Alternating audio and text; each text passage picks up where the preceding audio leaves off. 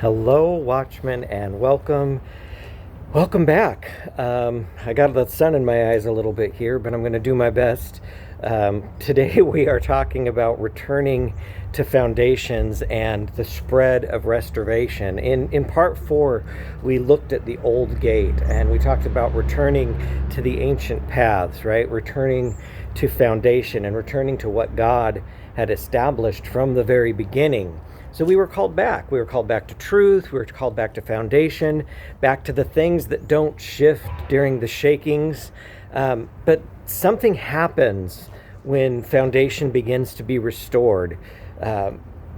You realize that other things need rebuilt, and that rebuilding begins to spread. And so you find yourself in a place where you realize that truth doesn't leave you standing still. It begins to rebuild everything around it. And I think that's what we see next in Scripture, where the work begins to move forward. So this is actually still the old gate, but this is the old gate part 2, because in the last video we just talked about the gate, but Scripture talks about the walls beyond the gate, and that's what this video is about. So we're going to look at it. It's Nehemiah chapter 3, and we're going to actually look at verses 7 through 12. There's specific repair efforts going on in Jerusalem here, and I don't want to just skip this passage of Scripture. There's actually a lot of depth here, and a lot of people skip this kind of thing, and you just have to be able to look beyond the surface to see what's actually going on.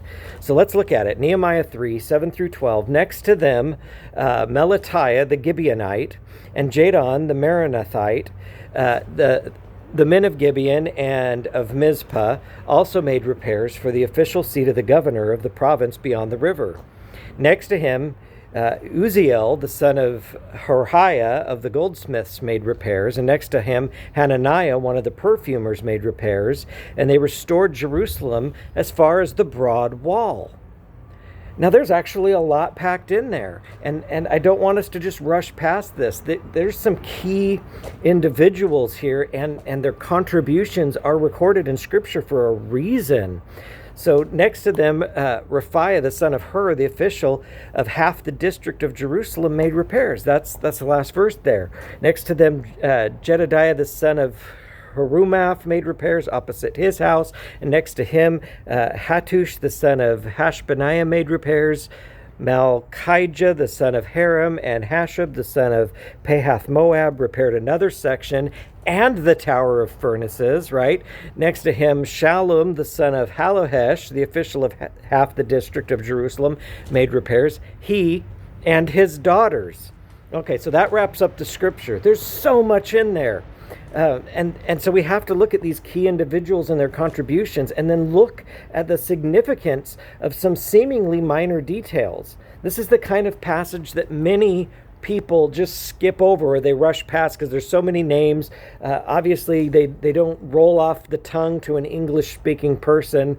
The names are hard to pronounce. And a lot of it just sounds like infrastructure of who's doing what, and it feels like there's a lot of details that really don't matter to us as a Christian today. But this, I'm telling you, this is not filler. This is what happens when foundation is restored. And honestly, each one of these points could be a sermon all on its own. I'm serious. Each one of these points could be a sermon or a message all on its own. So really, I'm just barely scratching the surface of what we can uncover in this passage of Scripture of names of people restoring this wall. And there's inclusion here of diverse participants. We see outsiders joining the work. Melatiah the Gibeonite, men of Gibeon, men of Mizpah. These are not central figures in Scripture. And some of them clearly were even outsiders coming in.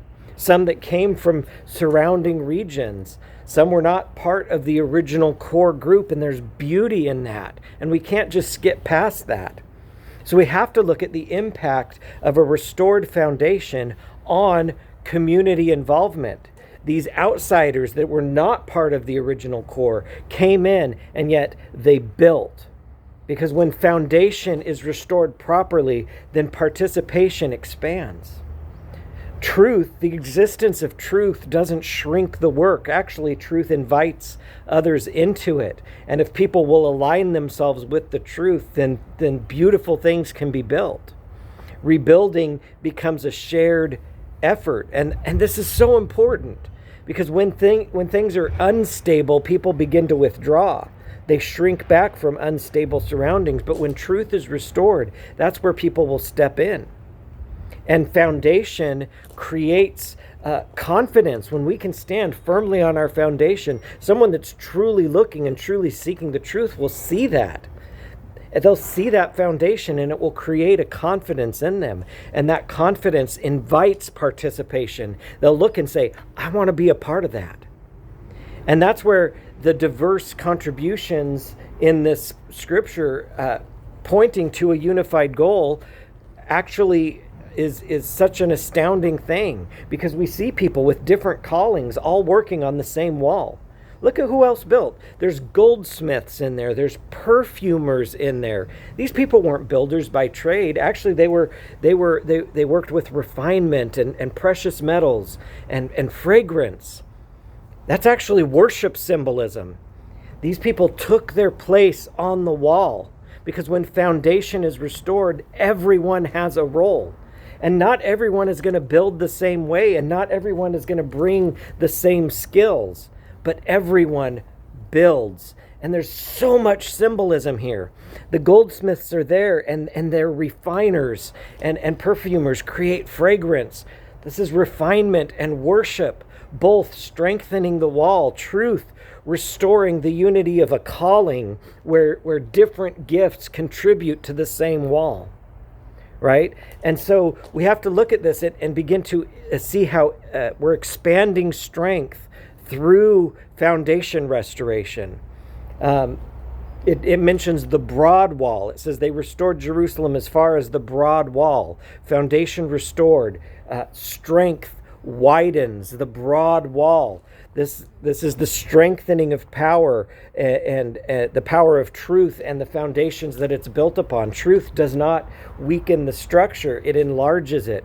So many people are scared to speak the truth because sometimes the truth can confront things, and that's okay that the truth confronts things. We have to be okay with the truth confronting things because truth is the foundation.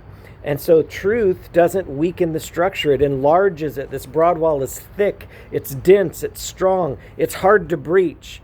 And that ties directly to the old gate language that we talked about in the last video. When foundation is restored, then strength increases.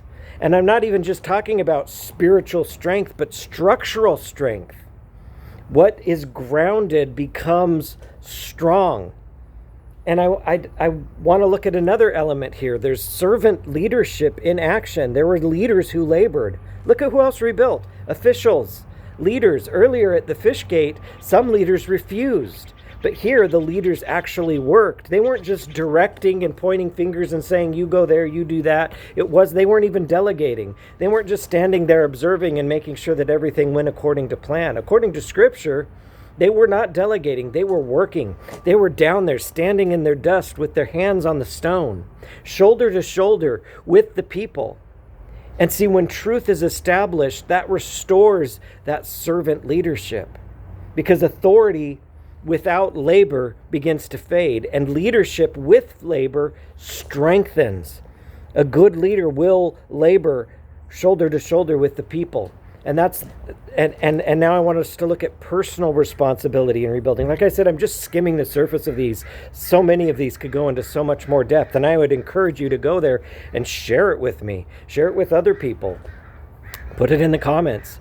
But opposite his house, Jedediah made repairs opposite his house. That is such a powerful thing.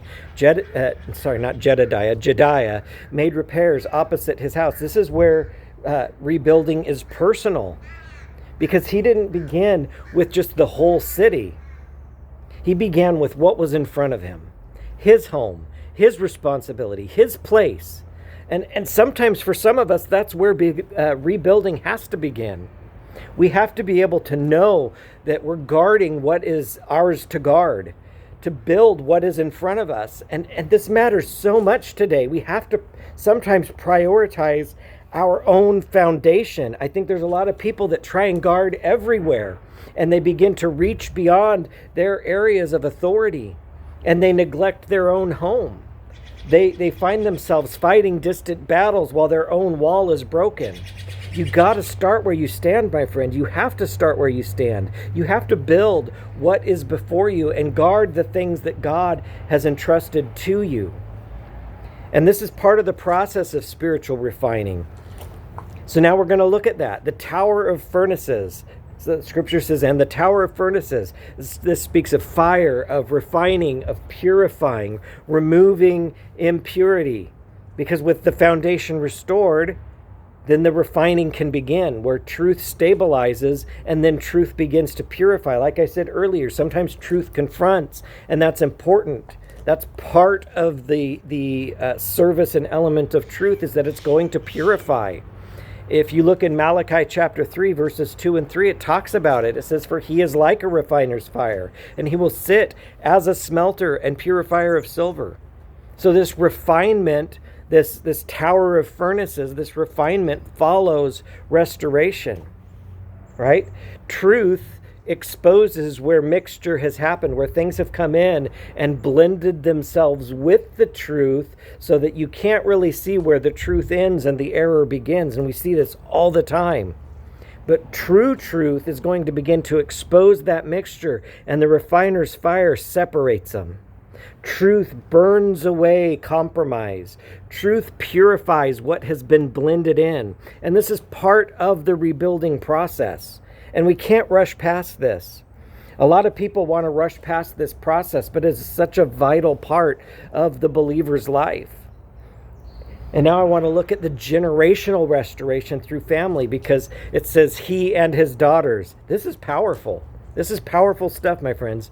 Families rebuilding together, not spectators, not observers, participants, men and women, side by side restoring the wall.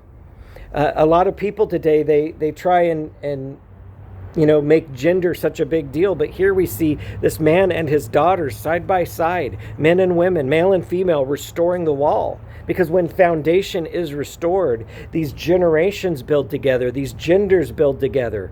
Truth is not inherited automatically through generations. It's built intentionally. This speaks to parents building truth into their children from a young age. This is the impact of restored foundations. Then you see children begin to build. We don't know how old his children were, but they were his children, and we saw families rebuilding together. And that's what happens when foundation is restored. Participation expands, and you see the different callings begin to unite. You see the leaders begin to labor. You see the families begin to rebuild. You see the refinement begin to happen, and you see the strength widen. And we have to be ready to move forward from the past, because the old gate is where you start, but it's not where you end. Truth doesn't remain theoretical. Truth rebuilds. So you see, the old gate actually calls us back, but it doesn't leave us standing still there. It calls us back so we can build forward. Because when foundation is restored, the wall begins to rise again. And everyone who is willing finds their place on the wall. Now, if this spoke to you, or if you have any questions, I would love to hear from you. Let me know. Drop them in the comments below. I will read them and respond. And I will see you in part 5. God bless you.